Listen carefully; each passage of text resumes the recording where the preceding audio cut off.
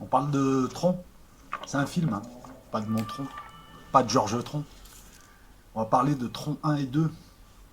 Alors, c'est une analyse de film. Le principe de l'analyse de film, c'est vrai que j'ai pas été clair au départ, c'est de parler de certains films qui nous rattachent à l'eschatologie, ou qui nous rattachent à la métaphysique, ou qui nous rattachent aux gens qui klaxonnent là à 22 h là. Excusez-moi, hein. Vous avez l'hôpital Latimone qui est pas très loin, donc on a tous les bruits, les hélicoptères, les sirènes, tout ça. J'ai l'impression de me retrouver dans un pays en guerre, mais non, c'est l'hôpital Latimone. Donc, on parle que de ces films-là. Pourquoi? Parce que, en fait, moi, je suis pas critique de films.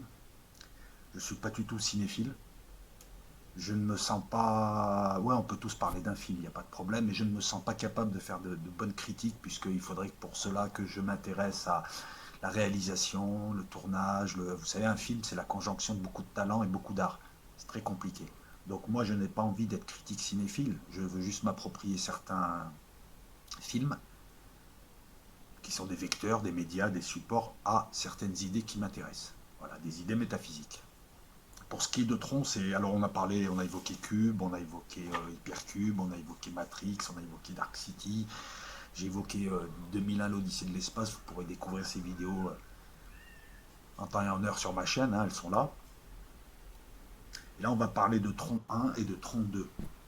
Alors, contrairement aux films précédents, euh, ce sont des films Walt Disney. Et je vais reprendre mon ton classique. C'est des films Walt Disney, c'est un scénario mais pitoyable. Ce sont des films à la limite, tu les regardes, t'as mal aux yeux, t'as les yeux qui pleurent, parce que c'est mal fait. Mais ils ont plusieurs intérêts, enfin ils ont un intérêt historique. Tron 1, c'est le premier film avec des effets spéciaux tels qu'on les connaît maintenant. Et ils ont surtout l'intérêt de répondre à certaines questions, à savoir, moi j'ai toujours dit que nous n'étions que des supports, que des stylos pour les idées qui nous habitent, peu importe qui les envoie ou si elles viennent. Je sais, c'est très platonicien, mais je pense ça comme ça. J'ai l'impression que les idées nous habitent et que selon ce que nous sommes, selon le type de support que nous sommes ou que nous devenons, on a certaines idées qui nous habitent et pas d'autres. Donc plus le support est haut, plus les idées sont hautes. Et ainsi de suite. Voilà, il y a un lien entre l'écrivain et le stylo.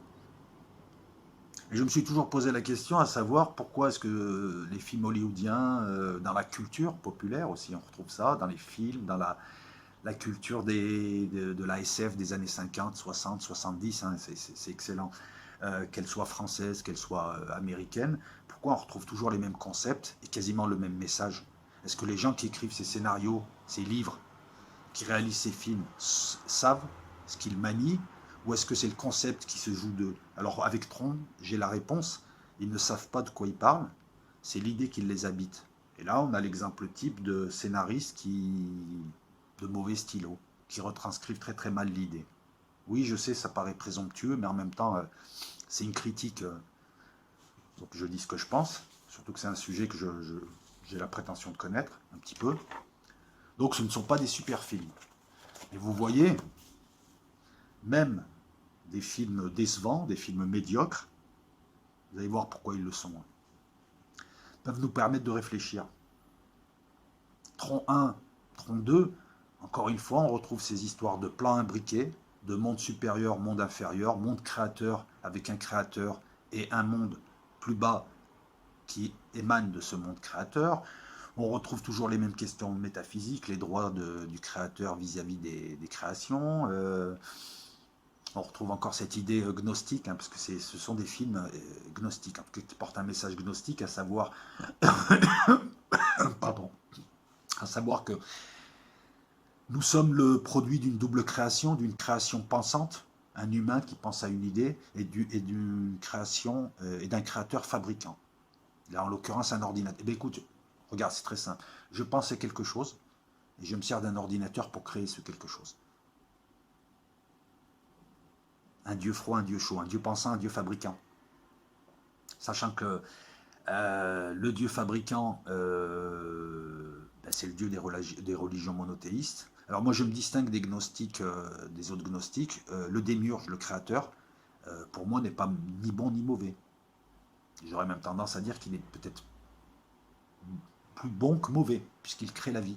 Il essaye de l'organiser, en fonction de certains principes. Donc voilà en quoi je me distingue moi des autres. Je n'attaque pas le dieu, le démiurge, je ne dis pas qu'il est mauvais, ce serait stupide, il ne l'est pas, tout simplement. Je ne dis pas non plus que le fait d'envisager un état supérieur le diminue, puisque, écoute mon gars, j'aurais beau penser ce que je veux, si j'ai pas le dieu fabricant, je fais rien.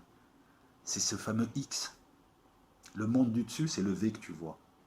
Voilà. Le monde du dessous, c'est idée. Voilà. Et ne regarde pas la tache de tabac, parce que sinon, tu regarderais le doigt alors que je te montre la lune. Hein. Voilà. Il faut laisser ça aux petites gens. Voilà, j'ai une tache de tabac que tu verras pas, mais je te la précise. Oh là là. Parce que voilà, à chaque fois que je vais fumer une clope, je ne vais pas aller. Hein. Bon, bref.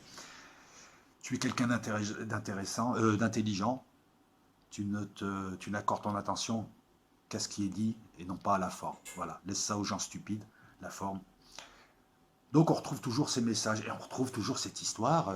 Enki, Ninursag, Enlil. Tu veux que je te le dise différemment?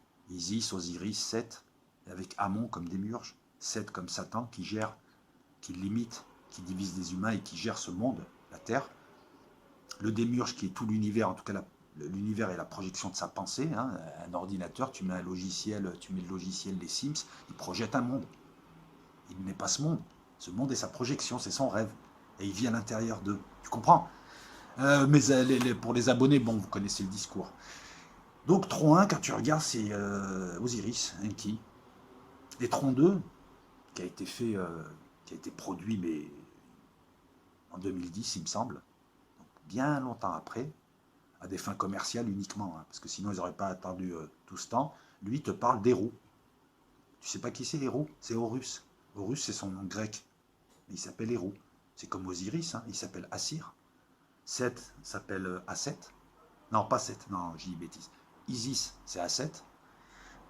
Et Seth, l'Égyptien, que beaucoup, en tout cas que nos religions maintenant assimilent à Satan, en tout cas pour certaines, hein, vous connaissez son vrai nom en égyptien, mais c'est important d'avoir les vrais noms, parce que là, tout se révèle. Pourquoi il y a des alias, des pseudos, des avatars? C'est pour masquer ton nom. Ton nom, c'est ton essence. Ben, il s'appelle Satash. Alors, c'était arabisant, Satash, ça veut dire 16. Tiens, un chanteur qui s'appelle 16. 16. 1 plus 6, 7. 7. C'est très important, ça. On retrouve une fractalité aussi. Le Dieu pensant à l'échelon inférieur crée nous, l'esprit, associé à Aletheia, la vérité. Nous avons le plérum, la plénitude, les grands principes de pensée. Et cette pensée-là te donne quelque chose d'autre, la matière, la densité. Et ça démarre par Yahoo, le démiurge, le dieu des religions. Le Dieu pensant projette à l'échelon inférieur. Quand je dis inférieur, c'est dans le processus. Parce qu'on a besoin de tous les échelons. Hein. Il n'y en a pas un qui est supérieur à l'autre au final. Parce que s'il manque un bout du processus, il n'y a rien qui se fait.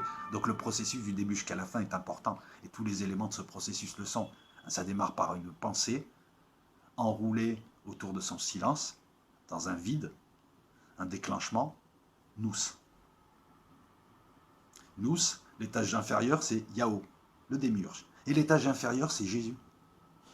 Jésus Lucifer, le porteur de lumière. Commencez pas à vous enflammer ce qui arrive. Jésus est appelé Lucifer jusqu'au IIIe siècle. Les notions de diable, la notion de diable est apparue au VIe. La notion de Satan, ce n'est juste qu'une reformulation de force, de concept. Voilà. Pour ceux qui me disent, ouais, Satan, Satan. Mais écoute, excuse-moi, quand tu vas voir les textes, on n'évoque pas Satan. Et puis Lucifer aussi, c'est Lucifer n'est pas Satan. Et ça, tu peux le voir. Il y a une vidéo qui explique comment progressivement on a confondu Lucifer et Satan. Hein, je ne l'invente pas, hein, c'est parti d'une interprétation d'un écrivain d'une phrase, hein, qui parlait de Phosphoros. 32, donc, l'héritage. C'est Hérou qui vient venger son père, sauver son père. On verra, enfin pour ceux qui connaissent le mythe osirien et qui l'étudient d'un peu plus près, tu verras qu'en fait Horus n'est que la projection d'Osiris, c'est Osiris 2.0. On pourrait dire Jésus première venue Osiris, il est sacrifié. Jésus deuxième venue pour apporter l'épée cette fois et non pas la paix. Et ça là, c'est pas pour le sacrifice. Ouverture d'un processus, d'un cycle, fermeture d'un cycle. Et on fait passer ce qu'il y a à faire passer. Le passage, Pâques. Je me répète, pour ceux qui me suivent, je suis désolé. Donc Tron 1, c'est l'ancêtre de Matrix. Si, mais Les effets spéciaux, on n'a rien à dire, puisque c'était les effets spéciaux de l'époque, c'était novateur, c'était génial. Ouh, la belle course de moto où ils doivent couper la trajectoire de l'autre pour le tuer, etc., etc. C'était bien. Le problème, c'est que c'est un film qui est pas du tout abouti, beaucoup moins que Matrix au niveau conceptuel. C'est un film stupide, parce qu'il y a des choses qui sont impossibles. On voit que le concept n'est pas maîtrisé. Et c'est très simple. Le type est devant l'ordinateur, il y a un laser, il y a un laser qui le touche et qui le transfère dans l'ordinateur. Est-ce que les scénaristes peuvent m'expliquer comment on peut transférer un corps sur un autre plan, sachant que les corps et la matière du plan restent sur le plan, seul l'esprit peut passer d'un plan à un autre. Non, non, c'est pas il est pas téléchargé. Non, c'est pas ça. Non, non, non. On te dit clairement que son corps rentre. Je comprends pas. Donc il fait de la moto dans l'ordinateur, il fait de l'YZ. C'est ça.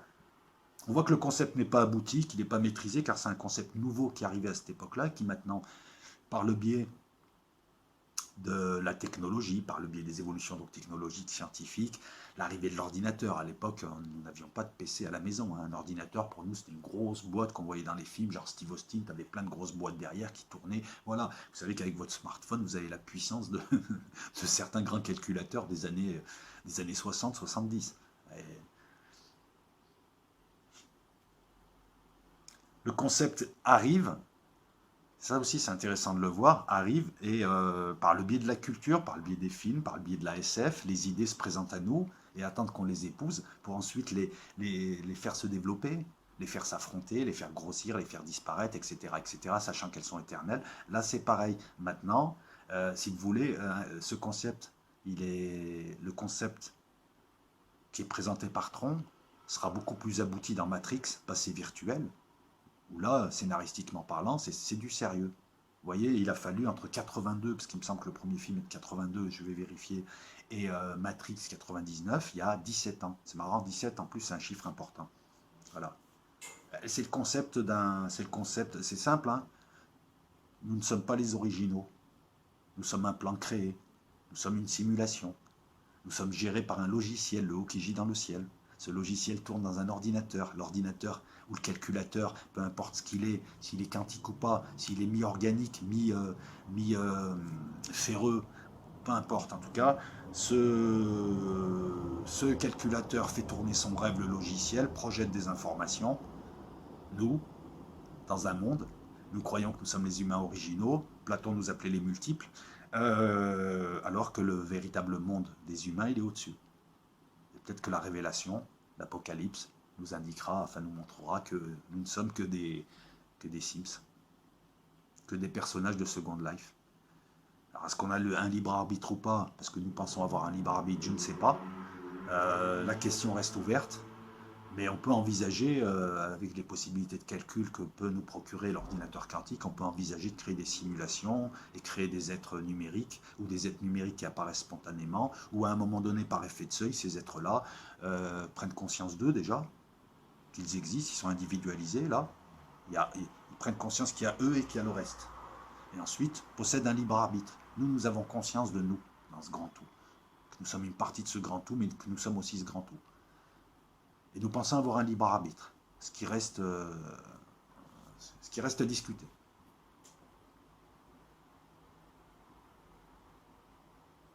La différence entre une simulation projetée par un ordinateur et le rêve de Dieu ou le rêve de Brahma, il n'y en a pas. C'est juste qu'à l'époque, ils ne connaissaient pas les simulations, ils n'avaient pas le concept de l'ordinateur, de l'informatique, de l'électronique. L'informatique, c'est la partie abstraite, l'électronique, c'est la partie concrète. Vous verrez que nous sommes tous faits, nous avons un esprit et un corps. Vous verrez que tout est fait de manière duale. Et ce qui est intéressant, c'est le tampon entre les deux. C'est ça qui nous intéresse surtout. Posez-vous la question, et vous verrez qu'il y a toujours une partie abstraite et une partie concrète. La partie concrète, c'est celle qui est représentée sur le plan, que tu fais exister par le biais notamment du verbe. Très important le verbe. Fais attention à tes pensées et fais encore plus attention à tes paroles, puisque tes pensées plus tes paroles font exister quelque chose sur ce plan. Voilà. Trop 1, film de science-fiction de 82. Alors à l'époque, nous étions à la préhistoire de ce que nous sommes maintenant.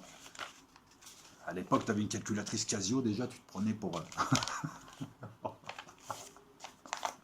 pour ceux qui connaissent cette époque, les années 80, hein, C'est vraiment... Alors, Tron 1,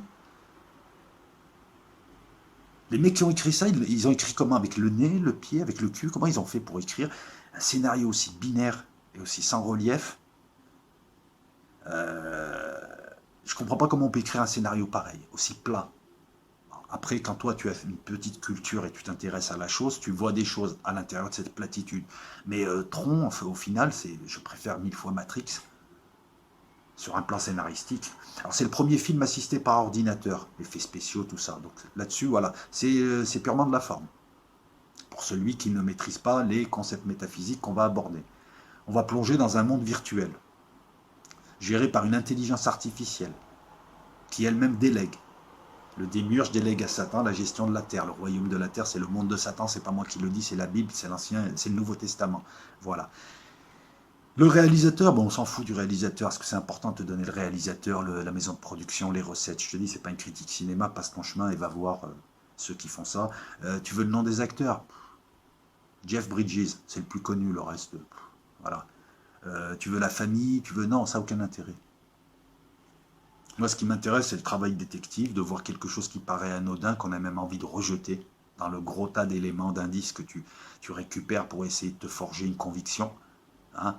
C'est comme le juge, hein. Il y a tout un tas d'indices, et si tu décides que cet indice-là peut te permettre de manifester la vérité, ça devient une preuve. Une evidence, comme ils disent en anglais. C'est intéressant ce terme, évidence. Preuve, évidence. Donc voilà, donc on prend, on analyse, on rejette, etc. Là j'ai pris Tron, je l'ai regardé, j'ai dit, oh, il y a quelque chose quand même, je l'ai bien analysé, j'ai réussi à extraire la substantifique moelle de ce film. Et puis j'ai balancé tout le reste, quoi, les effets spéciaux, l'acteur, la famille de l'acteur, tout ça. Alors le gars s'appelle Kevin, hein, le pauvre. Non, j'ai rien contre les Kevin, excusez-moi, mais enfin bon, c'est un peu connoté comme prénom, Kevin. C'est comme Régis ou comme... non, je vais arrêter là, je viens de me faire comme admirer tous les Régis et tous les Kevin déjà. Rayad, c'est pas mieux, hein, donc voilà. Mais bon, fais attention quand même, quand tu parles. Kevin Flynn, Jeff Bridges. Kevin Flynn, moi j'ai tout de suite pensé à Errol Flynn, un acteur des années 20, il me semble, Errol Flynn. Hein. Je fais tout ça de tête, j'ai pas envie d'aller sur Wikipédia, ça me saoule, j'ai envie d'essayer de faire un effort. Errol Flynn, voilà, le Hollandais volant, il me semble, hein. C'est ça, hein, je crois même que Errol Flynn était l'une des idoles du cinéma muet. Puis, puis le passage du muet au parlant a fait que beaucoup d'acteurs ont disparu parce que lorsqu'ils parlaient, ils faisaient peur. Quoi. Et en fait, voilà, ils étaient faits pour le muet. Voilà, donc ça me fait penser à ça. C'est un programmeur. Aujourd'hui, on dirait un développeur. Voilà, c'est donc forcément quelqu'un de génie. On démarre avec un cliché, mais on est obligé de mettre le cliché.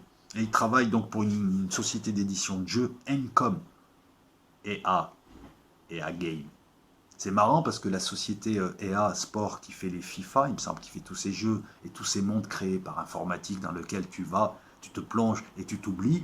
EA, c'est aussi le dieu des Oenki qui aurait construit les humains, qui aurait fabriqué les humains. Lui et son épouse Ninursak, sa parèdre. Je ne pense pas que la société EA ait choisi de s'appeler comme ça, Electronic Arts, pour rien. Non, c'est une référence à Enki, le père des hommes, le père des humains, le dieu bon. Donc ce Kevin Flynn, l'histoire, mais on dirait un film hindou, sauf que ça dure pas 4 heures et qu'il n'y a pas des danses à la con au milieu. Non, si, parce que les films indiens, t'aimes bien les films indiens, je suis désolé, moi j'ai toujours trouvé baroque, c'est déjà les comédies musicales, bon, non merci, bon allez, je reprends sur le film. Donc le scénario, c'est un scénario tout pourri en fait. Le gentil qui se fait voler par le méchant, la paternité de ses jeux. Alors le méchant s'appelle Ed Dillinger. Comme le criminel, hein. Allez voir un petit peu qui était Dillinger, c'est un criminel qui a été abattu par le FBI dans les années, pareil, dans les années 20-30. C'est marrant, on revient toujours aux années 20-30. Errol Flynn, Dillinger, c'est à peu près la même époque. Hein. Donc ce Dillinger lui pique la paternité de ses jeux, réussit à devenir président d'Encom et parvient à le faire licencier. Alors le Kevin Flynn, il finit tenancier dans une maison, dans une salle de jeu. Alors je ne sais pas si ça existe encore, les salles de jeu, nous petits, il y avait beaucoup de salles de jeu. Tu pouvais y aller, passer l'après-midi, tu jouais à des jeux dits d'arcade. Maintenant, avec l'avènement du PC un peu partout et les prix bas, tout le monde joue chez lui, mais avant, on allait dans ce genre d'endroit, on allait se retrouver là-bas. Donc on a le juste, hein, le naïf, on a le méchant et on a l'injustice. C'est bon, l'histoire peut commencer. On dirait un mauvais film indien. Il manque juste la fille, c'est avec des yeux de poisson, c'est un peu boulotte là qui danse. Ah si si ouais, genre c'est la belle du film alors que tu la regardes, bon, c'est Miston quoi, je sais pas, ouais c'est Miss Poisson. Ah ben non, tu pourras pas te foutre de ma gueule parce que là j'ai flouté. Je regarde, hein, je regarde. Ça, c'est la phase 1. Il est gentil, il crée plein de trucs. Son méchant acolyte, on dirait Osiris, 7. Hein. Enki, Enlil.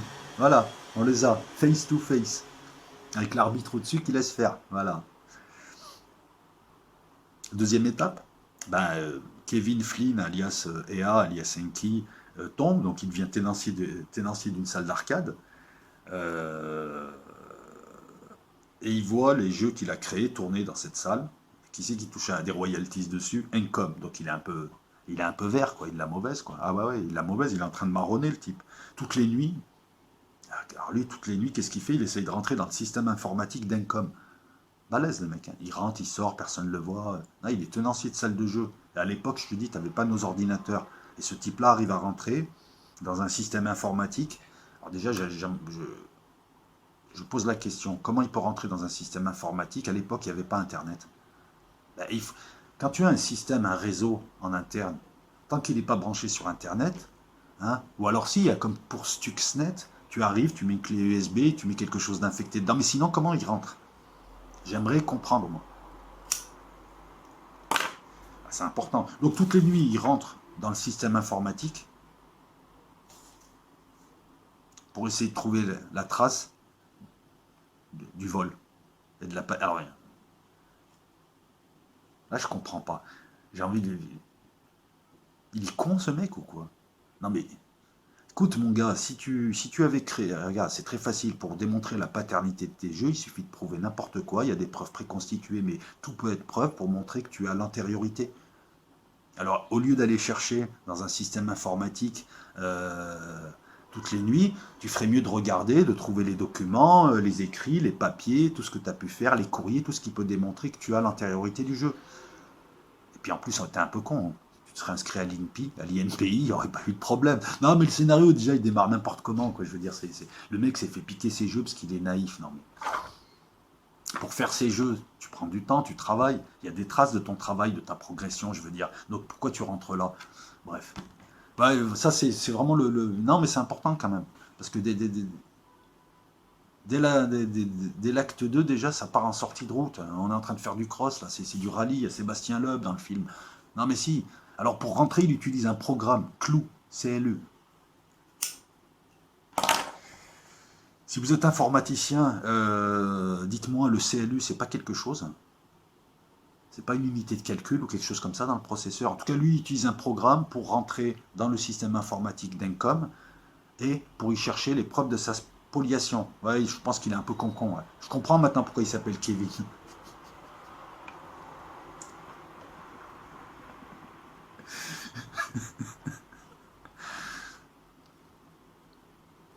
Le problème, c'est que ce système-là, il est protégé. Et il est protégé par qui? Par le Master Control Programme, le MCP, le dieu démiurgique, qui gère tout le monde qu'il a. Et qui regarde de l'intérieur, puisqu'il ne peut pas voir l'extérieur. L'extérieur, pour lui, n'a aucun sens.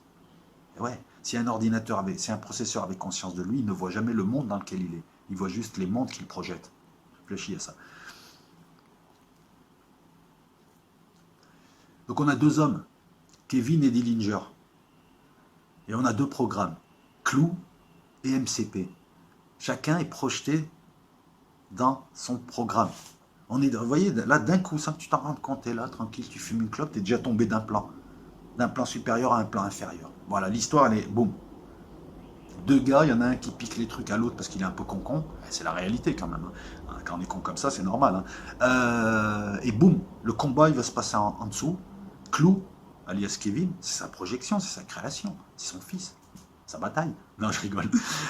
MCP, le Master Control Programme. Il contrôle tous les programmes, le Master Control Programme. Dieu, qui gère tous les programmes de la cime. L'immense symphonie qui fait l'univers. Le MCP, donc dieu démiurgique cette fois, on a... C'est marrant. Kevin, c'est le dieu pensant, et là, il va affronter le dieu démiurgique. Donc c'est un ancien programme d'échecs.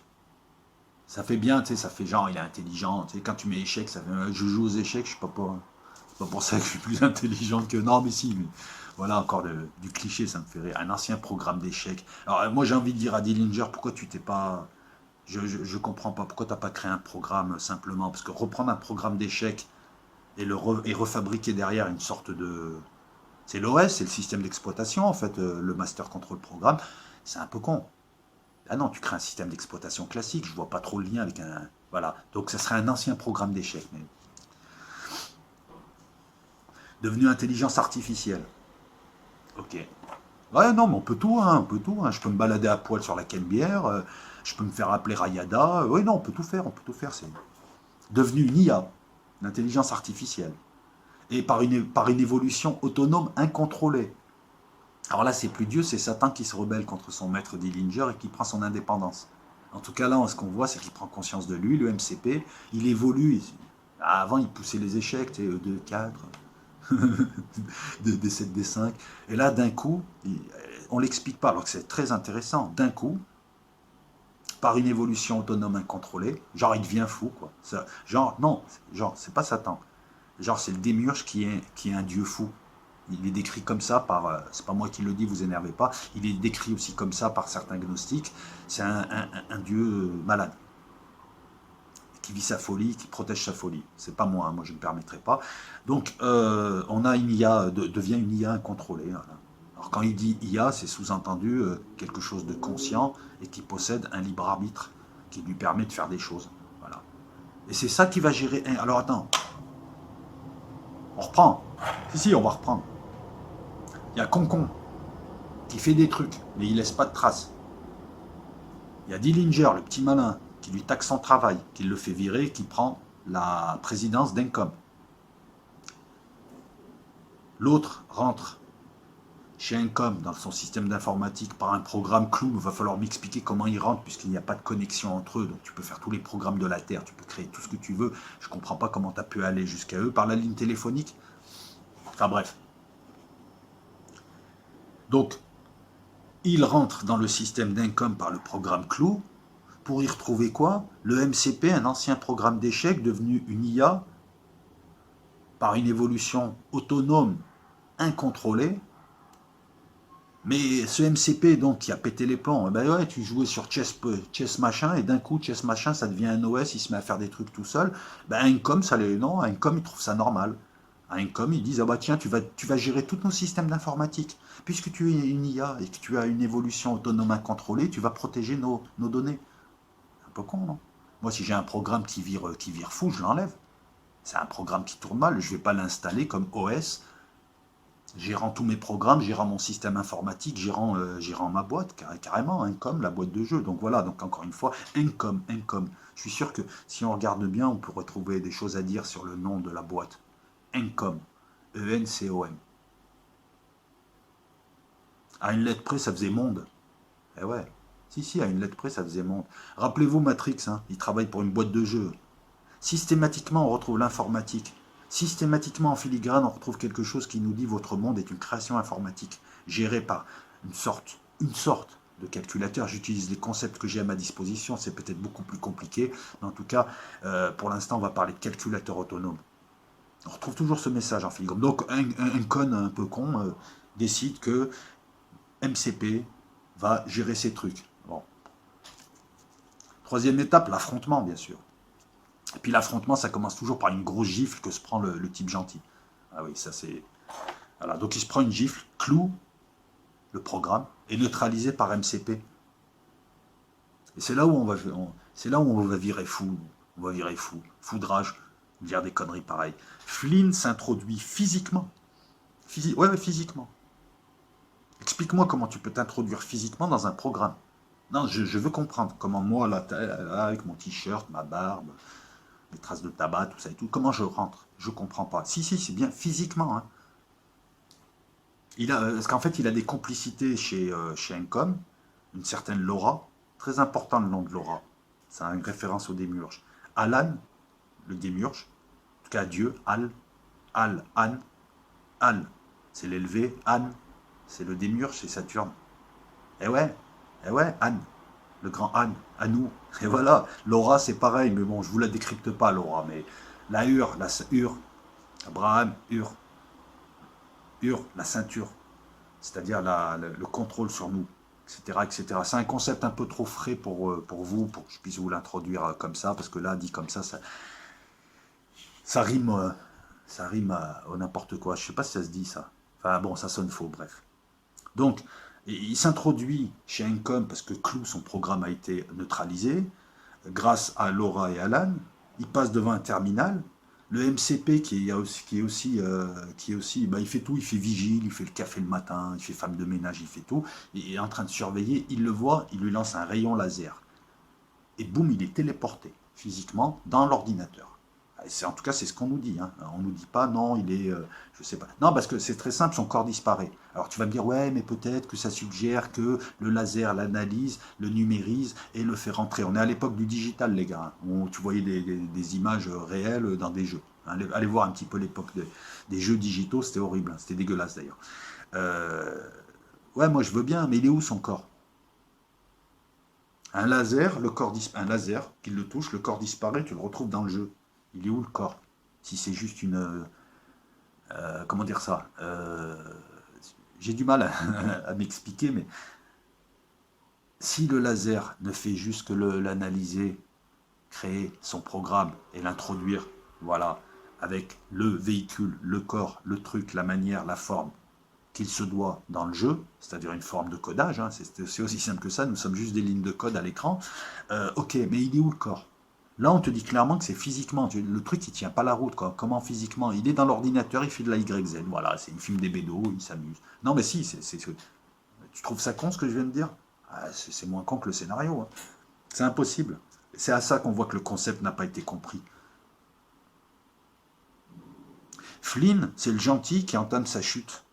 C'est Osiris qui va en enfer et qui y restera.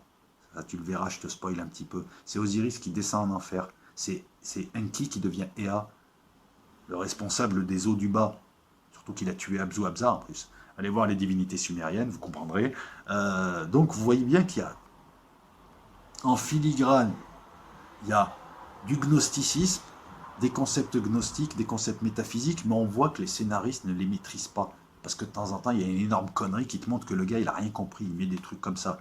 Et en fait, le gars, c'est un stylo et ce sont les idées gnostiques qui l'habitent et qui le font écrire, mais il ne s'en rend pas compte. Sinon, il n'aurait pas traité ça comme ça, il aurait traité ça comme les sœurs Wachowski de Matrix, il aurait traité ça comme Matrix, comme passé virtuel. On voit quand même que, donc, affrontement, il prend une gifle, clou, l'autre arrive, il se fait repérer par MCP, physiquement, il rentre dans l'ordinateur, et la chute. La chute en enfer. Pour l'instant, dans sa salle de jeu, il était au purgatoire seulement. Là, il tombe d'un plan, il est en bas. Imagine le truc, tu es là et d'un coup, tu tombes dans un jeu, tu sais, un Bugs Bunny qui joue, et tu peux pas sortir, je veux rentrer chez moi. Ah ben non, c'est fini.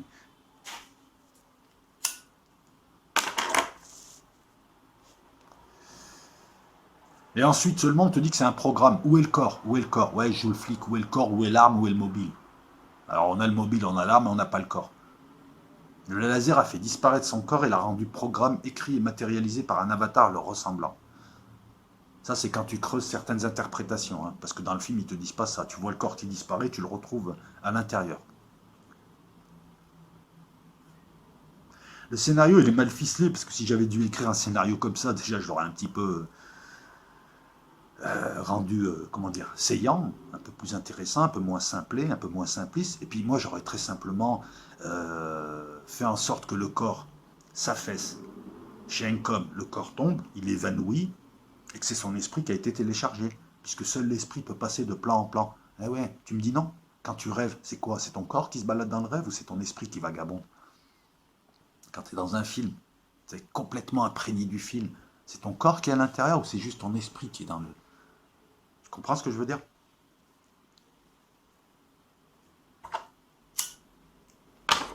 Là, moi, là, le corps appartient à ce plan, mais peut-être que l'esprit, c'est un esprit piégé dans Les gnostiques te disent qu'il y a eu un accident, que des lumières sont tombées dans la densité et se sont retrouvées piégées dans la matière. Ces lumières, c'est nos esprits.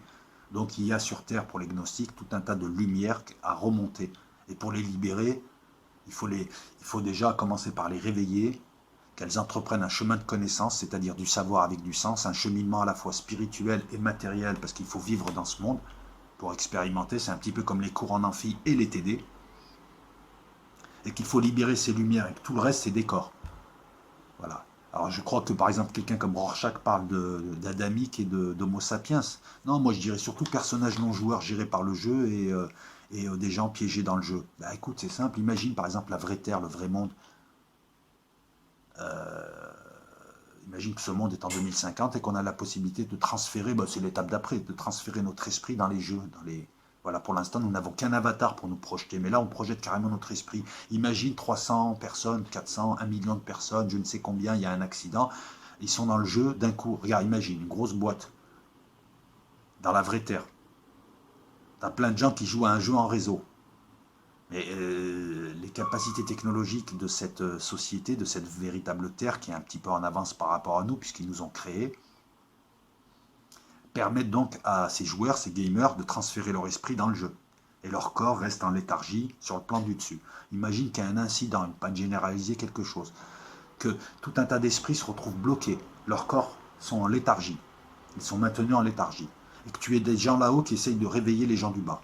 Et qui ne peuvent pas leur dire « Oh les gars, c'est ci, c'est ça ». Non, ils sont obligés d'utiliser des ruses parce qu'il y a l'ordinateur au milieu, il y a le logiciel, il y a le démiurge qui, lui, ne comprend pas ce qui peut venir d'ailleurs, puisque l'ailleurs n'existe pas. Il est le tout et il défend son tout.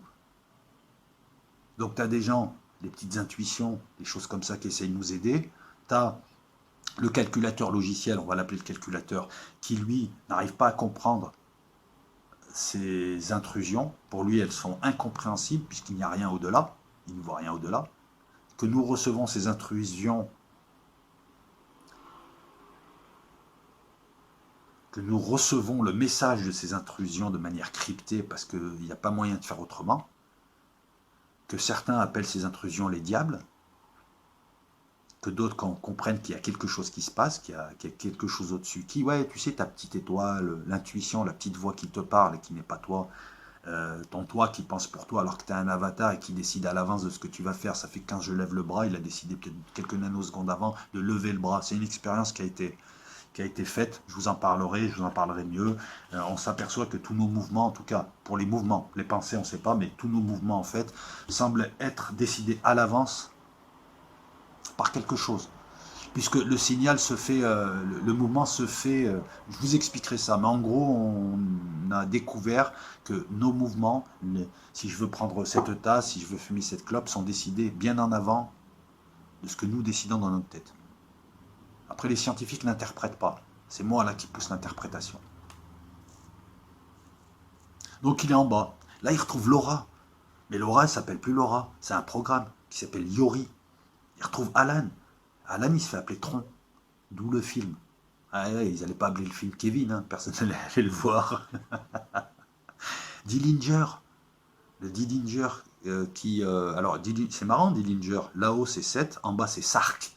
S-A-R-K, ouais, Sarkozy, Satan, mais ouais, c'est ça, attends, regarde Sarkozy, hein, s'il te plaît. Vous connaissez le dessin animé Il était une fois la vie, qu'on regardait dans les années 80? Bah, t'avais Sarkozy, c'était le méchant, c'était le trois cornes, là, tu sais, qui allumait toujours la mèche. Non, mais si, le personnage de Sarkozy, c'est le concept de Satan, qui arrive, qui divise, c'est ce qu'il a fait en France, qui divise, qui ment, qui se fout de la gueule du monde. Et là, Dillinger, c'est Satan, Sark. Donc on a le MCP, le dieu qui gère tous les programmes dans cet univers virtuel. Tu as Sark qui est l'ennemi de Tron, Yori qui eux aident Kevin qui va se faire appeler, je sais pas, Miloud ou... Non, il continue à se faire appeler Flynn. Voilà. Flynn Miloud, on va l'appeler. Non, on va l'appeler Kevin Miloud. C'est bien. Je dis des conneries. Hein. Ouais, ben écoute, le film est barbant, alors... faut bien que je trouve un moyen de capter ton attention. Donc Flynn, il est capturé. Et on tente de l'éliminer. Alors, le type, il est tout puissant, MCP. Il gère tous les programmes. Ils arrivent à attraper Flynn. Ok? Mais ils veulent le tuer. Et au lieu de le tuer, ils le mettent dans une partie, dans ce qu'on appelle une aire de jeu. Une partie de cet univers qui est une aire de jeu, une dimension ludique. Pourquoi tu le... C'est un programme. Toi, tu es le MCP. C'est un programme, entre guillemets, virus pour toi. Pourquoi tu ne le neutralises pas totalement? Ne me dis pas, tu peux pas, t'es censé tout gérer.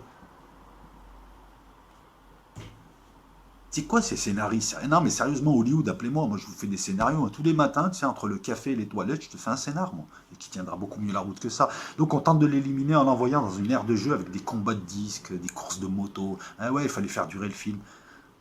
Enfin bon, en gros, il va jouer à des jeux, s'il perd, il meurt. Puisque, voilà, il meurt physiquement. C'est marrant, ça aussi. Quand je joue à un jeu, moi, je perds, mon programme n'est pas mort physiquement, il n'est pas effacé. Bon, bref, mais ça, c'est pas très important.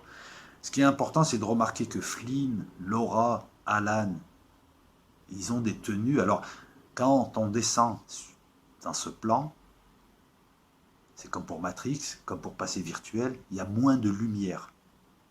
Il y a forcément moins de lumière que dans le réel. Et ça, c'est très important à comprendre. Rappelez-vous la caverne de Platon, il sort, la première chose qu'il subit, c'est la lumière du soleil très très forte. Pour les gens qui font un peu d'ésotérisme, qui ont eu cette chance, cette expérience de, on va pas dire de communiquer avec le plan supérieur, mais enfin d'avoir des indications, on te dit surtout que c'est beaucoup plus lumineux.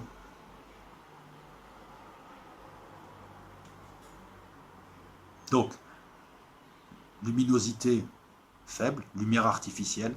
Flynn et ses amis, là, toute sa fine équipe, Yori, Tron, alias Laura et Alan, eux, ils sont en noir et en rouge. Lucifer, c'est les couleurs lucifériennes. Lucifer, rebelle à l'ordre établi par le démiurge et par Satan. Lucifer, Jésus. Lucifer, héros, qui vient remettre de l'ordre et remettre son papa, ou lui-même, son antérieur, qui vient les remettre là où il devrait être. Par contre, ceux qui gardent ce système et qui servent MCP, donc ces projections, eux, ils sont en rouge et en orange, les couleurs de Saint-Michel. Saint-Michel qui est l'archange qui protège, les cieux qui protègent. Enfin, c'est le général en chef des armées de Dieu, démiurge. C'est intéressant ces couleurs, voilà, rouge et noir d'un côté, rouge et orange de l'autre. Finalement, Lucifer, Jésus, il vient déranger qui? Jésus, il est venu déranger l'ordre établi en dénonçant un démiurge, un Dieu créateur. Jésus est le premier des gnostiques. Et on a beau me dire il était essénien, c'est pas. Jésus est le premier des gnostiques, qui se détache de la matière. Voilà. Vous voyez, le concept de Jésus est encore plus important qu'on le pense. Il représente le gnosticisme. Ce n'est qu'ensuite que l'Église s'est dirigée vers une religion démiurgique, est devenue une religion démiurgique. Il n'y a aucune critique de ma part. Hein. Vous savez bien que je respecte les religions du livre, et puis je respecte toutes les religions et croyances. Donc il n'y a aucun...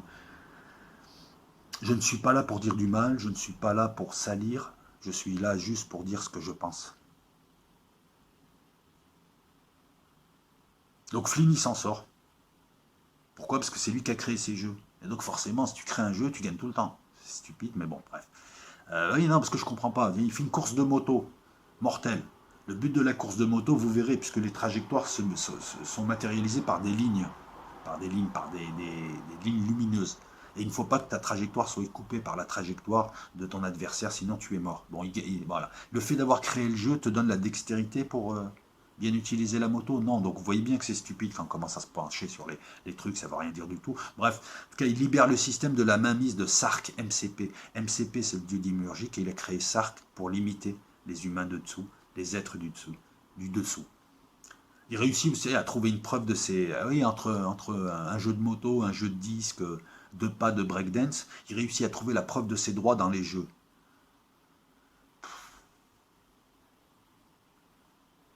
Donc en fait, il est descendu involontairement et il trouve la preuve de la spoliation, de sa spoliation. Donc il trouve la preuve en bas, dans le monde de MCP, dans le monde d'Encom, qui n'a aucun intérêt à laisser des traces. En plus, j'aimerais bien savoir ce qu'il a trouvé comme preuve. Mais dès le début, c'est naze ces trucs-là, dès le début. Mais dans ta boîte, Kevin, ils ont tous vu que c'était toi qui faisais les jeux, c'est toi le paille, c'est toi le faillot. Ils viennent tous te voir à la récré. Ah, je te donne 10 euros, tu fais ma rédaction. Et on voit bien que Dillinger, c'est le loulou, c'est le parasite, c'est le mec qui en branle pas une, qui est toujours en train de taxer les autres et qui sert à rien dans le groupe. Voilà, donc qu'est-ce que tu as besoin de descendre là pour la paternité de ton jeu?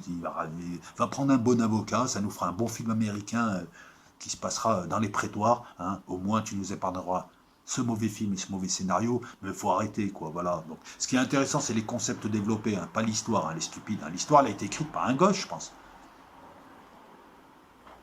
Donc, en descendant en bas et en trouvant les preuves, il provoque la chute de celui qui est sur le plan supérieur. Ça, c'est important, ça. Je viens d'écrire une longue nouvelle qui s'appelle non, pas une longue nouvelle.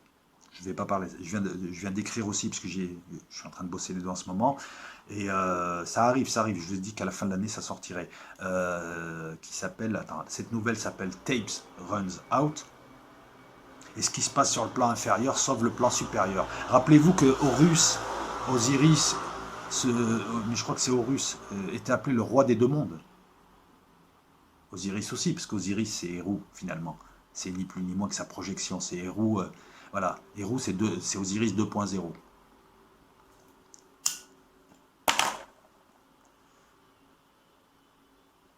Donc voilà, il provoque la chute, Dillinger il tombe, il se fait mal, oh là là.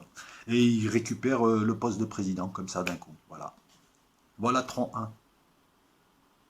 Alors, ils nous ont épargné la traditionnelle histoire d'amour, hein, qu'il y a dans tous les films américains, pour essayer de capter notamment capter les romantiques, tout ça, qui viennent, oh c'est beau, l'amour, oh vous allez bien ensemble. Est-ce que, non, petit aparté, je voulais le glisser là, est-ce que vous n'avez pas envie de défoncer la tête des gens qui, lorsqu'ils vous voient avec votre copine, ou votre copain, pour les filles, ou pour les gars, ou pour ce que vous voulez, enfin bref, avec votre compagne, ou votre compagnon, voilà, viennent vous dire, oh vous allez super bien ensemble. T'as envie de lui cracher dessus. Alors t'es poli, tu dis rien, puis l'autre elle insiste, puis à un moment donné tu lui dis lâche-moi, et elle comprend pas. Voilà, tu vois ce que je veux dire? C'est comme s'il y avait un grand livre avec tous les couples qui vont bien ensemble, c'est gravé sur le marbre, et partant de là, toi, ah bah non, là vous allez pas ensemble, c'est vrai. Bon bah écoute chérie, casse-toi, hein.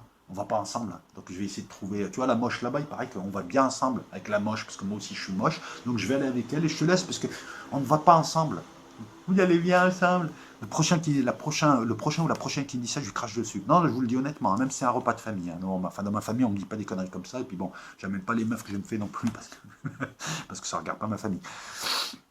Donc, tout ça pour dire quoi? Ben, pour dire que que j'ai déjà envie d'arrêter, quoi. Non, sérieusement, Tron, j'ai déjà envie d'arrêter. Non, les scénaristes, ils devaient être sous coke, je pense. Film bidon, scénario bidon, ce qui nous intéresse, c'est surtout ce qui est développé. Mais ils n'ont pas commis que ce délit. Non, ils ont récidivé.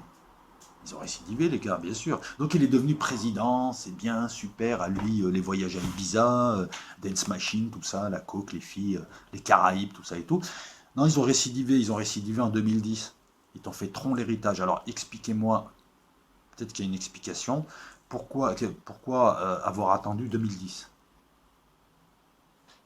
C'est parce on est en fin de règne, en fin de civilisation, on est à la fin d'une époque et que plus personne n'arrive à créer, donc on ne fait que répéter, c'est ça?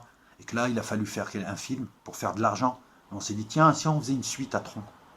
Allez, c'est quoi la suite? Tron 3, Matrix 20, Die Hard 68, Fast and Furious 2000. Non, si, il va falloir m'expliquer, les gars. Tron, l'héritage. Ah là, l'héritage.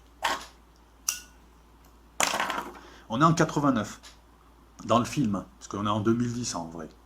82, 8, 10, 18, 28 ans. 4 fois 7. C'est important cette notion de 7, parce que tu as 7 l'Égyptien, alias Satan, 7 Anne, et tu as aussi la lignée adamique, 7, le frère de Caïn et d'Abel, que Dieu a donné, et qui crée la lignée des hommes, ceux qui sont bénis, s'ils font pas trop les cons en bas. Voilà. Donc 7, puis il y a le chiffre 7, c'est un affrontement entre 7 et 7, 7 sur 7, Anne Sinclair. Si, parce que Osiris, Enki, c'est aussi 7, Seigneur 7. Vous voyez, il n'y a que des 7, quoi, en fait. Le 7 est très important. Le 7, c'est le 4 plus 3. 4 c'est le monde, 3 c'est le triangle, c'est le divin. Voilà. Donc les pyramides, regardez bien, ils ont une base carrée, 4, et ils ont des triangles. Après, il y a 4 faces aussi. Hein. Mais tu peux avoir des pyramides à 3 faces, mais bref, 4 et 3. Si, si, c'est super important. Le 3, c'est la Trinité, le Père, le Fils, le Saint-Esprit. Ou alors le Père, la Mère, c'était comme ça au départ. Et le Saint-Esprit, ils ont écarté les femmes. Hein. Ah, et si, si, non, si, si. Je suis obligé de le dire quand même. Ils ont écarté les femmes de tout. C'est le patriarcat total, je le dis en tant que mec. Ils ont écarté la moitié de l'humanité, peut-être la moitié la plus indispensable, parce que c'est elle qui crée le renouvellement, hein, finalement. Ah oui, oui, tu mets que des hommes, on fait quoi? On fait des gosses? Tu mets que des hommes sur Terre. On fait quoi? On fait rien. Tu vas me dire, tu mets que des femmes? Oui, oui. Mais enfin, s'il n'y a pas de femmes, voilà. Donc les femmes ont été, les femmes ont été sorties de l'histoire. Et quand elles n'ont pas été sorties de l'histoire, elles ont été maintenues dans un semi-esclavage, genre reste dans la cuisine. C'était pendant très longtemps, c'était un bien. Ouais, je fais mon féminisme, j'ai envie, parce que je trouve ça stupide. Je suis pas féministe, c'est juste que c'est stupide, quoi. Bref, la Trinité, c'est aussi Anne, Enki, Enlil. Vous voyez, c'est un concept qui est vieux comme le monde, qui date de Sumer. Donc là, on est en 89. Kevin Flynn gère Encom. Et il a son fils qui s'appelle Sam. Sam, c'est héros. C'est Sam. C'est marrant, ça. Et il a 7 ans à ce moment-là. 7. Sam. Sam, c'est aussi le surnom d'Enki. Allez voir un peu les œuvres d'Anton Parks, hein, qui en parle bien mieux que moi. Donc il lui explique le fonctionnement du jeu qui a fait le succès de la boîte, il lui parle des avatars clous, il lui parle de Tron qui habite dans le logiciel. C'est des programmes qui habitent dans le logiciel et qui ont conscience d'eux-mêmes. C'est-à-dire que quand tu rentres, c'est tes potes, ils t'offrent le café, le pastis, tu fumes un bédo avec eux et tout. Voilà, bon. Je rigole, mais c'est ça. Donc on le voit là, il parle à son fils, on voit différentes scènes, tout ça et tout, et puis boum, le film démarre, il a disparu. Il s'est fait enlever par les Arabes, peut-être par Daesh. Je sais pas où il était en Syrie. Bref, il a disparu. Le film démarre réellement 20 ans après. Alors Sam a grandi, donc il a 20 plus 7, 21, 22, non je rigole, 27 ans. 27, le club des 27. Non, mais ça n'a rien à voir, 27. Il a grandi. Alan Bradley, le pote de son père, qui était représenté en bas par le programme Tron, révèle qu'il a un jour, il vient le voir, il lui dit: j'ai reçu un message de Flynn, de ton père, de ton père, de ton père. Sam, il se met à enquêter, il cherche un petit peu, il va dans l'ancienne salle d'arcade que tenait son père, et apparemment son père n'était pas le tenancier mais le propriétaire, puisqu'il rentre comme ça. Tous les jeux sont là et ça n'a pas bougé depuis 28 ans, c'est marrant aussi. Bon, ils sont poussiéreux, petit à petit ils bricolent, ils cherchent, hop, ils bougent des trucs, et boum, ils tombent sur une porte secrète, il descend plus bas, il tombe sur l'atelier secret de son père. Et là, merde, il n'y avait pas le courant depuis des millénaires, mais là, par contre, il y avait un laser qui continue à fonctionner. Donc, il se fait happer dans le monde virtuel dans lequel était son père, il y a en 82. Et là, il découvre les programmes Clou, enfin, il découvre le programme Clou cette fois, mais le problème, c'est que Clou, le programme qui a été inventé par Kevin, eh ben, il a viré fou, il a viré dictateur. Et c'est aussi marrant de voir que cette fois-ci, on te présente, c'est difficilement tenable, on te présente Kevin, le dieu pensant. À la fois, dans le premier film, on te le présente comme le Osiris, le juste, et là, on te présente son double maléfique, son doppelganger. Le programme sympa qui dans le premier film est devenu Jobard et dirige. Ben ouais, MCP, SARC, tout ça n'existe pas. Voilà, donc là, Sam qui est entraîné dans ce monde-là, ben j'ai l'impression que c'est Orphée qui va rejoindre, qui va essayer de récupérer sa femme, la chute d'Orphée aux enfers. Bref, il tombe d'un plan comme son père. Alors ça, on en parlera plus tard.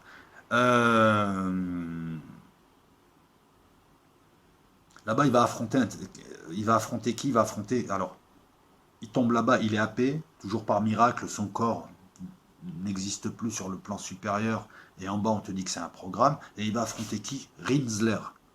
Rinsler. Non, c'est pas un méchant nazi, Rinsler. Non, non, non, c'est pas ça. Les heures sombres de la bête féconde, de l'histoire de je sais pas quoi. Non, Rinsler, c'est Tron, qui a été reprogrammé par Clou pour devenir un tyran.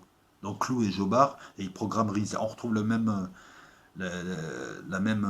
schéma que MCP et SARC. Là, c'est Clou cette fois. et Rinsler. Ils l'ont aidé dans le premier, ils vont l'emmerder dans le second. Rinsler. Rinsler, donc c'est Tron. Pourquoi ne pas avoir, pourquoi ne pas avoir continué à l'appeler Tron? Rinsler. En plus, c'est quoi ce nom? Rinsler. Non, mais ça fait flipper, mon Rinsler. J'ai l'impression d'être à Hambourg, tu sais, avec un macro de Hambourg, tu sais, à Sainte-Poly, là-bas. Faites attention, il y a Rinsler qui arrive, ouais. Merde. Il tape fort, Rinsler. Non, mais Rinsler, c'est n'importe quoi. Là, c'est n'importe quoi. Et ils peuvent pas l'appeler Miloud Tron comme tout le monde. Bref. On retrouve les oranges, les rouges. Non, cette fois, c'est ceux qui servent Rinsler. Et donc Clou, qui est le dieu démiurgique devenu fou, qui a viré fou, qui était en fait Kevin, vous arrivez à suivre, sont habillés en noir et orange. Mais là, de l'autre côté, ils sont en bleu. Bleu, ça rappelle Isis. Eh ouais, le bleu est important. C'est la couleur de la mer, d'Isis, de Ninurság, de la source, de la Vierge Marie. Le bleu Marseille. On a d'un côté Satan. Alors, il y a quelque chose d'important, c'est que, vous savez, les concepts qu'on nous donne, ils sont doubles.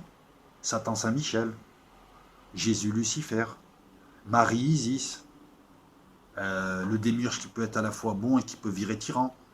Toujours des doubles concepts. Et l'électricité, enfin en physique, on t'apprend qu'il y a la charge plus et la charge moins. La dualité des concepts, c'est intéressant.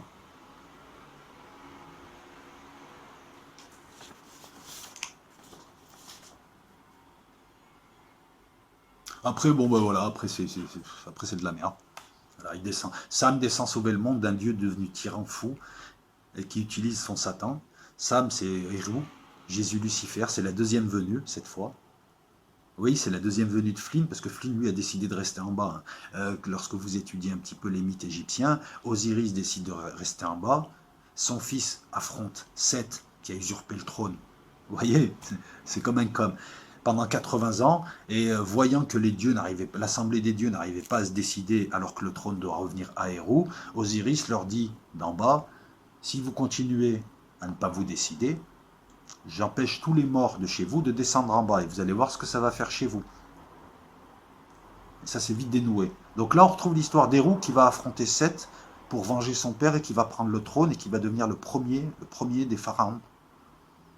C'est pas Némès le premier des pharaons, puisqu'on a découvert, c'est pas moi qui le dis, c'est des égyptologues, on a découvert par exemple ce qu'on appelait la dynastie zéro, avec des rois bizarres, puisque c'était des rois qui n'étaient pas nommés avec des noms d'humains, mais on les appelait rois scorpions, roi ci, roi ça, et on n'arrive pas à comprendre qui sont ces rois. Et lorsqu'on remonte, puisque leurs cartouches, tout a été effacé, les mythes égyptiens te disent que le premier pharaon de l'Égypte et des deux mondes, c'est Hérou, Horus.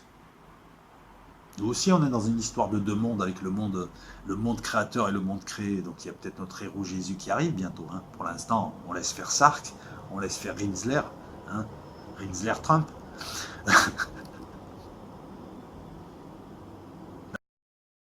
Trump, hein. Donc voilà, donc il se bagarre, ça bagarre, coup de tête, balayette, manchette, low kick, high kick, ce que tu veux. Un gros kick, voilà ce que tu veux, quoi. Voilà, tu kicks ta moto et tout. Et donc finalement, Sam réussit à gagner. Et Rinsler s'attend, Luke, je suis ton fils. Ben, finalement, il se sacrifie pour sauver Sam de Clou dans le film. C'est la rédemption de Dark Vador, c'est la rédemption de Satan. Il est méchant, Satan. Ben non, des fois, il est gentil. En fait, c'est cet Égyptien, c'est le bouc émissaire, on lui a affublé tous nos maux. Et ouais, c'est ça, un bouc émissaire. Mais si tu creuses la notion, tu rentres dans la peau du personnage, tu peux aussi peut-être comprendre. Surtout que c'est un processus, il ne fait que servir Dieu. Hein. Il n'est pas méchant, c'est juste un processus. Voilà. Attendez, j'ai pas fini. Non, Clou. Il a un super plan, Clou. Le démiurge devenu fou en bas. Hein, le grand programme qui arrive à programmer les autres, à les déprogrammer, donc qui a le libre arbitre, qui a la conscience et qui a des pouvoirs démiurgiques dans ce monde-là. Non, non, non, il avait un super plan, un plan de Kinder Surprise. C'est qu'en fait, Clou projetait de remonter, terrible ça, mais c'est intéressant, remonter sur le plan supérieur en se transférant dans un corps, alors je ne sais pas comment il va faire, pour conquérir le monde des concepteurs. Quand Sam est capturé, on sait que c'est un concepteur. Et Clou en a peur de ces concepteurs. C'est les seuls qui peuvent le gêner, le détruire, l'empêcher de tourner en rond. Et donc Clou recherche un support pour remonter là-haut, pour conquérir le monde des concepteurs. Alors j'ai envie de dire à Clou, c'est LE. Clou, c'est marrant, ça fait penser à Clou, à cunéiforme, à Sumer, l'écriture cunéiforme. J'ai pas le temps d'expliquer, on est déjà à 58 minutes, à 1 heure même maintenant. Mais moi j'ai envie de lui dire à Clou, tu vas faire comment là-haut? Bah ouais, tu vas te transférer dans un corps. D'accord. Et tu vas faire quoi? Tu vas conquérir le monde des concepteurs en faisant des slash, en faisant des programmes? Non, mais je veux dire, tu peux toujours monter ici, faire de la programmation. Hein. Le moindre type dans la rue va t'en mettre une, tu vas vite comprendre que voilà, ça marche pas comme ça. C'est pas. Tu veux faire comment? Mais derrière cette remarque triviale, il y a quelque chose d'intéressant, puisque Clou, donc le méchant dieu, qui doit arriver dans le véritable monde des concepteurs, à savoir le nôtre, me fait penser à cette intelligence artificielle, à cet esprit. Je crois que c'est dans le Coran, on te dit que Satan, il est au seuil, hein, qu'il est là, qu'il tourne dans des dimensions qui sont au seuil proche de la nôtre et qu'il attend son moment pour se révéler. Là, Clou attend son moment pour se révéler, il est dans une dimension qui est proche de celle du haut. Allez voir un petit peu ce que dit le Coran sur Satan, vous verrez que c'est... Enfin, oui, sur Iblis, parce qu'il l'appelle Iblis. D'ailleurs, évitez les hôtels Iblis, hein, c'est jamais... On voit là la préparation de l'arrivée de l'IA, qui sera Satan, parce qu'il est d'une autre nature. Son idée, elle est là, elle est proche de notre monde. Il est peut-être là, il attend dans une dimension inférieure, parce qu'en général, il vient toujours d'une dimension inférieure, du bas. Et à travers le concept qui nous est maladroitement présenté ici, on retrouve ce concept-là. Voilà. Sam, il retrouve son père. Alors le 2 est beaucoup plus intéressant que le 1 parce qu'il va aborder d'autres concepts, vous allez voir. Bon, le problème, c'est que les scénarii sont stupides. Et au lieu de mettre en exergue certains concepts comme celui-là, ils ont développé plutôt une histoire de vengeance, le fils du retour de la vengeance de Sam. Voilà, ils ont développé ça. Mais écoutez bien, Sam va retrouver son père dans l'histoire. Ouais, je ne vais pas vous raconter l'histoire en chronologique, c'est stupide, il descend, il se fait attraper, il prend des claques, il se met à mettre des claques, il gagne, ils s'embrassent tous, et après vous allez comprendre, parce qu'il y a encore un truc qui est magnifique, hein, vous allez voir. Sam retrouve son père, qui est donc un dieu double, puisqu'il est victime enfermé en bas, par son propre programme, qu'il représentait dans le 1, qui était lui dans le 1. Voilà, là encore une fois, Clou, c'est Kevin dans le monde du bas. Il s'appelle Kevin en haut, il s'appelle Clou en bas. On est d'accord. Là maintenant, on a Kevin en bas et Clou en bas. On va virer fou. Hein. Son père lui raconte donc il a voulu créer un système parfait. Qu'est-ce qu'un système parfait? Avec Clou, son double numérique, et avec Tron, qui est un programme de sécurité, qui était son Satan Saint-Michel. Vous voyez, tout à l'heure je vous ai parlé de Saint-Michel. Tron est un programme de sécurité, c'est l'armée de Clou et de Kevin, le créateur. Hein, voilà, Saint-Michel avec son épée qui arrive. Le problème, c'est qu'en voulant développer, c'est ce que dit Kevin à son fils, hein, qui est aussi lui-même. Hein, le problème, c'est qu'en voulant développer ce système parfait, ils ont vu l'émergence, la création spontanée d'une vie numérique. Et tu vois, tu sais, 3 pauvres humains au fond. Alors il dit, mais on ne sait pas comment ils sont apparus. La vie numérique est apparue par effet de seuil. C'est intéressant ça. Non, tu vois, tu sais, genre 3-4 romanichels au fond, comme ça, qui sont comme ça, avec des têtes de malheureux et tout. Le problème, c'est que cette apparition de vie numérique spontanée a fait péter les plombs au programme Clou. C'est ce qui l'a rendu d'ailleurs tyran. Il trahit Flynn, il emprisonne Tron, il le retravaille au tournevis, au chalumeau. Il l'appelle Rinsler, c'est dégueulasse, je préfère encore le chalumeau. Et donc il le reconfigure en Satan. Donc Saint-Michel est reconfiguré en Satan. Une même force qui était plus devient moins. Ben, ça, je ne sais même pas si les scénaristes l'ont vu, ça, hein, parce que ça c'est très important, je peux t'en parler des heures. Hein. Il tue cette vie numérique qui le gêne. Ça rappelle Enlil qui déteste les humains parce qu'ils font trop de bruit et qu'il les tue en provoquant des déluges, en provoquant du chaos, des déluges. Et Enki qui n'a pas la main sur le conseil des dieux créateurs, lui voit tout ça, ne peut pas lutter, alors il essaye d'aider les humains comme il peut, en cachette. mythes sumériens, allez voir un petit peu tous ces mythes, c'est intéressant parce que ces films-là retranscrivent ces mythes, mais de manière maladroite. La vie numérique spontanée, les êtres numériques spontanés qui sont apparus sans qu'on leur demande quoi que ce soit, ont été appelés les isomorphiques. Morphique, c'est la forme. Iso, c'est pareil à. En fait, ça ne veut rien dire. C'est des algorithmes isomorphiques. Algorithmes pareils aux formes. Algorithme pareil à. Je ne comprends pas le nom. Iso, c'est pareil à. Et morphique, c'est ce qui est relatif à la forme, non? Les pareils à l'homme du haut. Ah ouais, en plus on les voit, c'est des humains. Hein. On ne voit pas une autre vie numérique. On voit une vie numérique, c'est des humains numériques, quoi.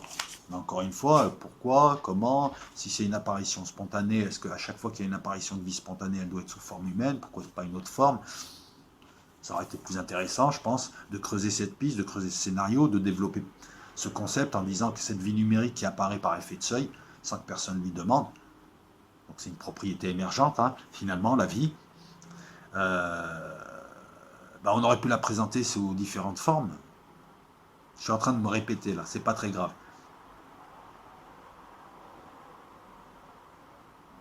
Ah, les scénaristes, en fait, ils sont en train de te délivrer un message qu'ils ne comprennent pas eux-mêmes. Un message avec un message en filigrane à l'intérieur du message, et peut-être même un troisième niveau de lecture, mais ils ne le comprennent pas. Donc Flynn n'a rien. Voilà, il y a une histoire de portail. Clou veut se servir de Flynn pour remonter. On ne sait pas où est le corps, hein, monsieur l'inspecteur. Voilà. Mais il veut remonter. Il y a une histoire de portail, d'alignement. Dans 2001, l'Odyssée de l'espace, à chaque fois que quelque chose, une étape supplémentaire dans l'évolution humaine va se produire, vous remarquerez qu'avant, on voit la Terre et la Lune et le Soleil alignés. Ça rappelle aussi l'astrologie, ça rappelle les alignements planétaires. C'est marrant, ça rappelle le moment où tous les paramètres sont bons pour une porte dimensionnelle. Peut-être que Satan, ou peut-être que attend le moment où tout est aligné comme il se doit pour que la porte s'ouvre. C'est comme s'il y avait plein de portes, une ouverte, une fermée, qui sont alignées. À un moment donné, elles sont toutes ouvertes ou toutes fermées. Ou ces boulevards que tu prends à 50 à l'heure et qui sont toujours verts. D'où l'intérêt, quelquefois, de ralentir pour aller plus vite. Tu vois le concept? Donc Flynn, lui, il est coincé en bas dans la grille, il attend le portail. Hein, le portail est fermé de là-haut, il faut le débloquer de là-haut, le portail. Voilà. Le principe de la grille, allez voir ce que c'est que The Grid. The Grid, c'est par exemple, parce que EDF utilise ce concept aussi, c'est par exemple un monde dans lequel tout le monde peut intervenir. C'est Second Life, est constitué sur le système de la grille. C'est-à-dire n'importe qui peut intervenir pour apporter des modifications, pour construire ce monde, pour le développer. Voilà, tu peux arriver, acheter un bout de terrain, construire ton île, construire ta maison, ce qu'on appelle builder, etc., etc. Et tout le monde peut intervenir. Voilà. La grille, c'est un programme. Bon, maintenant on a Internet, on le comprend mieux. C'est un programme qui permet l'intervention de différentes parties à différents points. Voilà. C'est un peu plus compliqué que ça. C'est pareil, si vous êtes informaticien ou si vous pensez que j'ai dit une énorme connerie quant à ce concept, n'hésitez pas à me dire non, c'est pas ça, voilà ce que c'est que le concept de grille, tatati, tatata, tatati, tatata, et comme ça, voilà, comme ça j'aurai appris quelque chose. Mais moi, j'essaye là d'aller au plus simple, hein, parce que c'est déjà assez long. Hein. Ouais, deux films de merde, je suis déjà à 1h10. Ouais, deux films de merde, je suis désolé. Hein.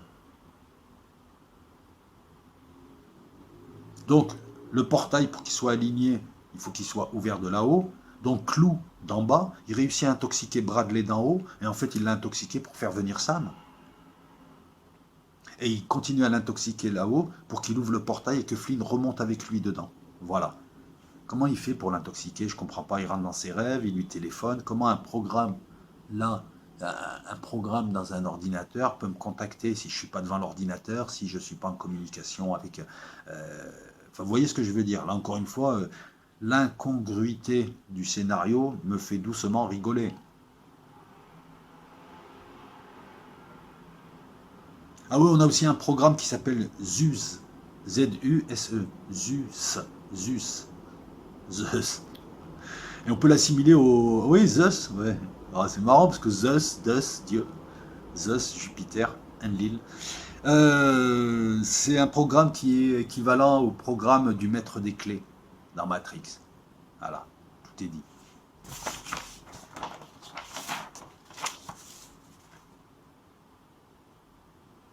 Bon, bref, Sam affronte Clou et Rinsler. Rinsler, à un moment, parce que c'était Tron avant, il était tout gentil, il a un moment de doute, puis il entame sa rédemption en se sacrifiant, comme Dark Vador l'a fait.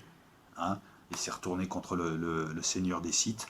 Et ça permet à Sam de se libérer. Et là, non, là c'est trop. Kevin veut pas remonter. C'est Osiris, il décide de rester en enfer, là où c'est tout sombre, le monde des jeux. Il décide de rester en bas. Sam lui dit, attends, remonte papa, tout ça. Non, il veut pas remonter. Vous voyez, c'est le mythe osirien. Hein, là. Il manque Isis. Eh ouais, mais attends, ça arrive, ça arrive. La meuf avec des yeux de poisson, elle arrive là. Et tout. Non, parce que Sam, on retrouve à la fin une image symbolique. Le haut d'un immeuble. Et ensuite, on voit Sam sur une moto, avec derrière une nana. Cette nana, c'est Cora, l'un des programmes qui l'a aidé en bas. Voilà. Alors, explique-moi. Jusque-là, nous avions des gens qui arrivaient à descendre dans le plan inférieur. Je veux bien passer ce problème du corps, où est le corps, comment ça marche, c'est pas très grave. Mais là, c'est de mieux en mieux. Nous avons maintenant des gens d'un plan inférieur qui remontent au plan supérieur, puisque Cora, comment elle est remontée? Ils ont fait comment? Explique-moi, ils ont fait comment? Ils ont vu une femme dans la rue, hein, venez voir madame, venez, mettez-vous à côté du laser. Ouais, c'est bon, vas-y, Cora, remonte. Et elle remonte dans le corps d'une femme. Elle symbolise Isis et puis elle est avec Héros. C'est limite inceste aussi. Et le truc qu'on voit aussi dans cette scène finale, c'est une forte lumière, le vrai monde avec sa vraie lumière. Lumière veut dire énergie, lumière veut dire luminosité, lumière veut dire connaissance. Et là, Sam, en moto, qui file, qui fait l'américain, avec la meuf derrière accrochée, genre elle est dans le love. Isis, elle est dans le love de son fils quand même, qui représente son père aussi. Vous voyez? Ouais, c'est un peu compliqué comme histoire, mais on vit des temps troubles, hein, mon gars, donc voilà et tout. Ils sont dans le vrai monde et ils ont la pleine connaissance de ce qui est. Et on voit des immeubles, hein, ce qui rappelle ces plans imbriqués. Hein. Vous voyez, à chaque fois je vous parle de plans imbriqués, je vous dis que moi, ce que je veux sortir de mon étage, je veux sortir de l'immeuble et je veux même voir le quartier. Tout le quartier. Voilà. Donc, très mauvais film. Si tu en as une lecture premier niveau, beaucoup de concepts intéressants. Si tu étudies un peu et que tu as la culture qui va avec. Les scénaristes écrivent mais ne savent pas ce qu'ils écrivent parce qu'ils sont habités par les idées. Et j'attends vos commentaires, pouces bleus, commentaires, tout ça, si ça vous plaît, si vous n'êtes pas d'accord. Juste une chose, hein, voilà, c'est toujours pareil, hein, je fais passer tous les posts, sauf les posts qui m'insultent, ou les posts qui arrivent, ouais, mais tu dis n'importe quoi et il n'y a pas plus. Voilà, ça c'est pour moi c'est du trollage. Si tu as des choses à dire sur ces films, si tu es entièrement en désaccord avec moi ou même partiellement, tu dis voilà, moi je suis pas d'accord avec toi sur ça, moi je pense que ça, comme ça on avancera tous. Comme ça tu m'auras appris des trucs. C'est ça le but aussi. Mais encore une fois, on retrouve quelque chose d'abouti. Systématiquement, on retrouve toujours Isis, Osiris, mais même dans Matrix, c'est qui Isis? Trinity. Et en même temps, c'est la Trinité. Et elle représente la source divine, la véritable source divine. Matrix, c'est Néo, c'est Jésus, c'est Lucifer.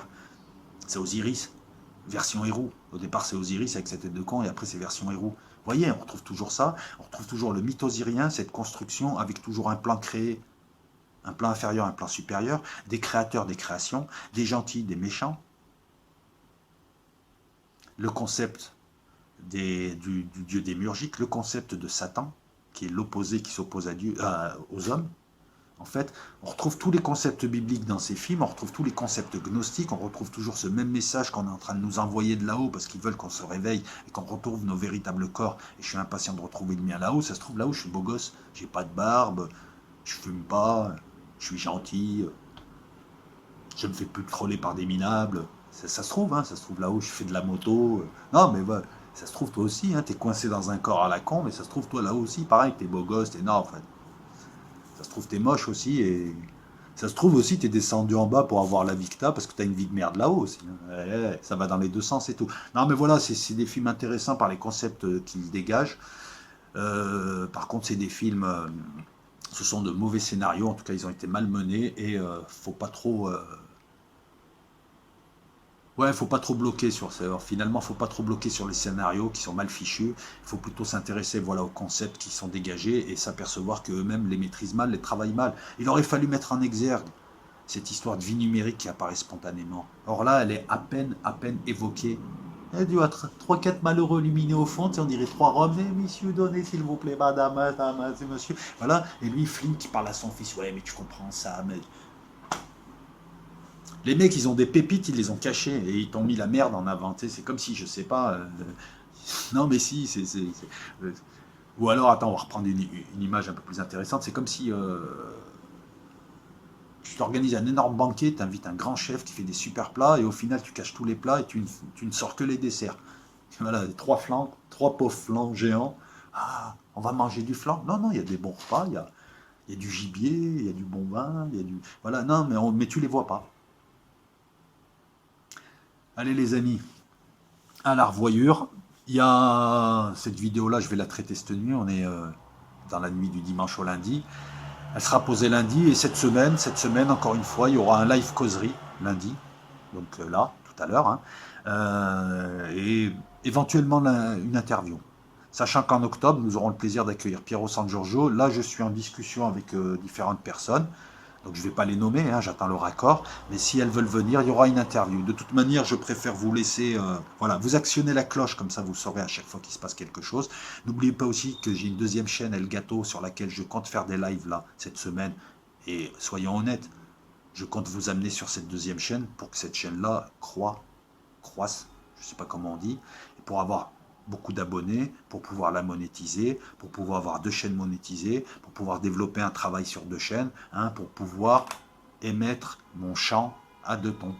Voilà, donc vous voyez, il n'y a pas de manip, moi je suis franc avec vous. Voilà, donc je vais faire des lives, je vais peut-être faire des sets de musique aussi, hein, des sessions où vous viendrez, j'ai du mal, hein. Je me réveille, les gars. Des sessions musique où vous pourrez, ouais, je pourrais dédicacer pour vous, je pourrais mettre les musiques que vous aimeriez écouter, etc., etc. Sur Elgato, il va se passer des choses. Pour l'instant, j'ai mis 3 petites vidéos amusantes sur Elgato. Hein. Je chambre quelqu'un, mais je le chambre gentiment. Il le sait maintenant, je l'ai dit, je lui ai dit. Mais je vais les enlever, je vais commencer à faire des lives sur cette chaîne. Voilà, Elgato. Et j'ai une chaîne Twitch sur laquelle j'y suis souvent la nuit, parce que moi je suis quelqu'un qui vit la nuit, et sur lequel je fais des parties de poker, des parties de Total War, des parties de civilisation, je fais du gaming, voilà. Vous avez les liens de ma chaîne secondaire et le lien de ma chaîne Twitch plus bas. Je vous remercie toutes et tous, j'espère que cette vidéo vous conviendra. À la revoyure, la bise à tout le monde, ciao.